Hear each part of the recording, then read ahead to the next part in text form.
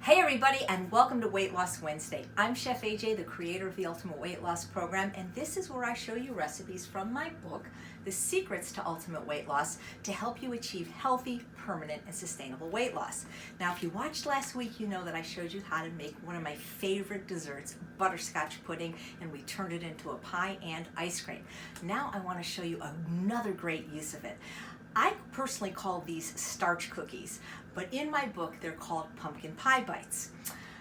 I came up with this recipe because one day I just had a lot of extra pudding and I was frankly getting kind of sick of eating the pudding, and I thought, well, I always think like, what would happen if I dehydrated? Because I've had a dehydrator now for about 15 years and they're great, by the way. You don't have to get one to eat healthy, but if you're somebody that likes sun-dried tomatoes, for example, which can be really expensive, they're fantastic because when tomatoes are ripe and in season, you could be making your own, you could be dehydrating your own fruit and things like that.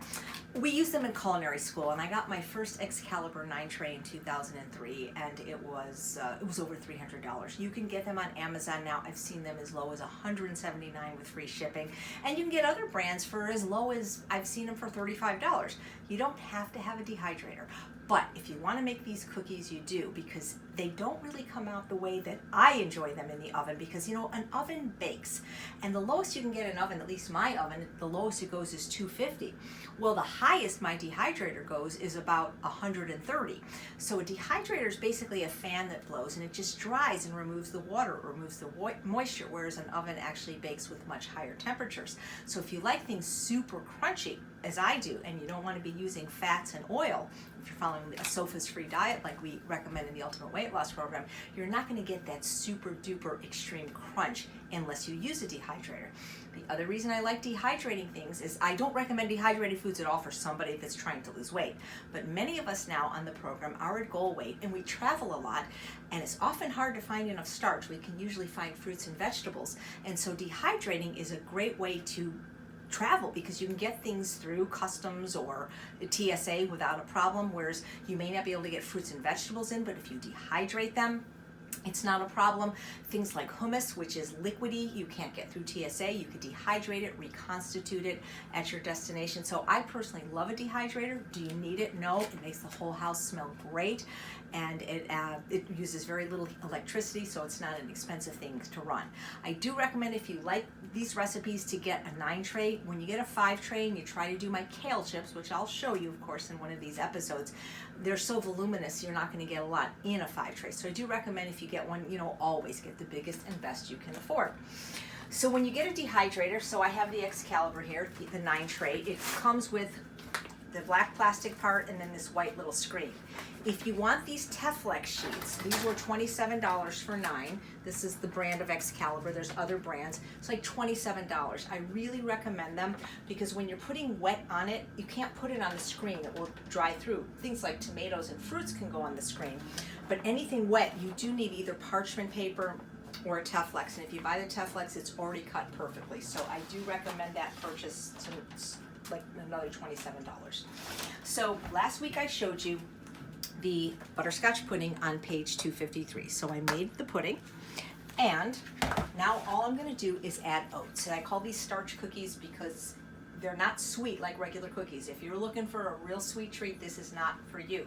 This is to me to get enough starch when I travel, because it's mostly starch, it's mostly oats, and mostly sweet potatoes. Any sweetness that came from the bananas, but these are not super sweet. If you want this cookie sweeter, then this is more like a cracker than a cookie.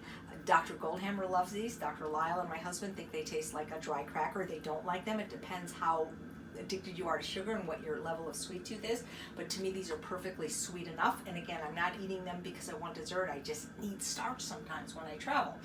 So how much oats you add is up to you. The more oats you add, the less sweet the cookie will be. The less oats you add, the more sweet the cookie will be, but you have to have enough oats so that you can get the cookie to bake. So the most I ever use is the entire 2-pound bag of gluten-free oats. So I'm just gonna, I don't really measure, I just pour most of it in, and then I mix it up until it's fully incorporated. And You know, you could probably add mix-ins if you wanted, like things like dried fruit or raisins to make it sweeter, or dates. But again, I'm not doing this because I'm looking for sweets. I'm doing this because there are no, to my knowledge, any kind of compliant cracker or anything out there. So I just make my own. So it's going to need a little bit more oats because you just have to have enough oats to get it to turn into a cookie, but not too much so that it's so dry that you're not going to taste the filling. But 2 pounds is my ratio when I'm making the full batch, so I'm just going to use the whole thing. And sometimes I use food service gloves to mix them. I always have them standing by. And then I've got my 2 different size scoops. Seem to be missing the small one. Now, if you didn't have a lot of time and you were you know, wanting to just spread this on the Teflex sheet, you could just dehydrate it in 1 large cracker and then break it into pieces like we do for our granola in this book. But I generally take the time to make it into cookies. Yeah, this is usually perfect, 2 pounds for the whole amount of pudding that I had. It smells so good. These are so crunchy. Usually I eat about 2 or 3 of them when I need some starch where I'm somewhere where I can't get it, like an airport maybe. So what I'm gonna do is, before I put the cookies on the screen, I'm just gonna show you how to flip now while there's, oh, look at that, there was 1 large piece of banana left over from the pudding. That's gonna be a sweet cookie, whoever gets that one. Let's get that in. Ooh. All right. Now, sweep that banana. There we go, this is good. So I'm gonna be taking the cookies and putting them on the Teflex. And then when we come back, we're going to show you what it looks like when it starts to dry and before we flip it. It's going to be dry to the touch. But the way the screen works is just, if you could imagine, I know this isn't a cookie, but let's just say this was the cookie, and I'm starting to dry it, and it's time to flip it. Well, the way you flip stuff with a dehydrator is, even though it's 9 trays, you never use 9. You never use more than 8. At least that's what we were taught. So you always have 1 screen left. And so this is my cookie. I need to flip it. So instead of trying to flip it and maybe have it break, what you do is you take your second dehydrator screen, you put it on top, you flip it, and now the Teflex just peels off the sticky part, and then you dry the other side of the cookie.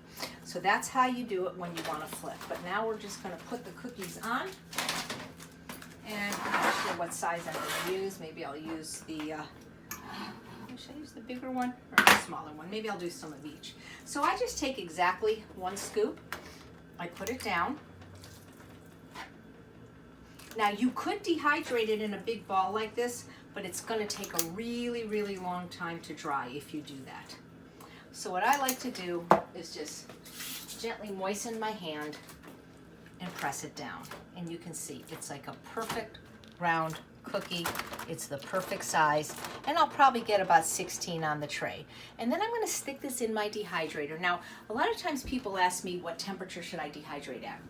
I don't know, and I don't mean to be that facetiously. I crank mine all the way up to whatever the top temperature is, which it might be 135, it might be 120, because I'm not a raw foodist. I don't really believe in the theory about losing the enzymes, things like that. Dr. Clapper says that when you ingest any food, because you have hydrochloric acid, you're already destroying any enzymes in food. I want it to be done as quickly as possible, so I crank it all the way up.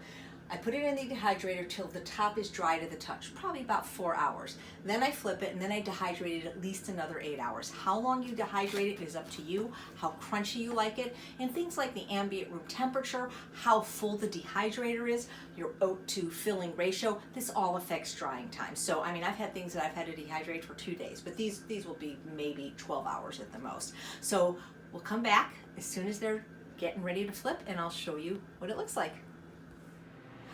Hey, so it's been 5 hours since I put the cookies in the dehydrator, because I went to the movies. I probably would have checked it in 3 to 4. And you can see how beautiful they look. And now that they are dry to the touch, I just take it off and I will flip it over. You can see the difference, how it's dry on top, but it's still wet on the bottom. And so since it's 10 o'clock now, I'm going to go to bed, leave the dehydrator running, and these should be done in the morning. So I will come back tomorrow and show you what the finished cookie looks like.